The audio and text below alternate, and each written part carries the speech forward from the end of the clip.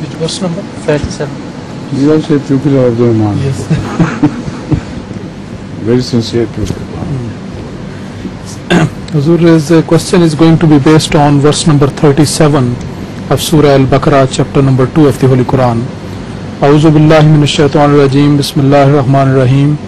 فَأَذَلَّهُمَا الشَّيْطَانُ عَنْهَا فَأَخْرَجَهُمَا مِمَّا كَانَا فِيهِ وَقُلْنَا اهْبِطُوا بَعْضُكُمْ لِبَعْضٍ عَدُوٌّ وَلَكُمْ فِي الْأَرْضِ مُسْتَقَرٌّ وَمَتَاعٌ إِلَىٰ حِينٍ. The translation is, but Satan caused them both to slip by means of it and drove them out of the state in which they were.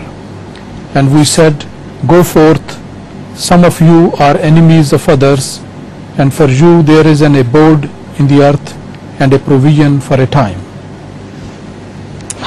في أي مكان كانوا فيه حين قال الله تعالى فأخرجهما مما كانوا فيه.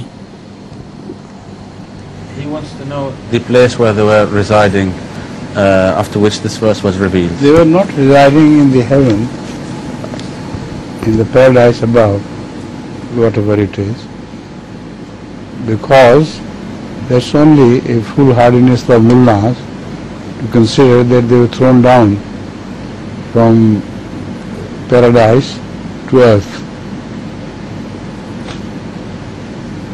It is only referred to the Sharia. As long as the law of Sharia is not broken, people live in paradise. And when the law of Sharia is broken once, then they are told to leave that peace which God has granted them and go to earth and earthly people and have your fights in between as you like. So this only means that, and not the paradise of the heaven.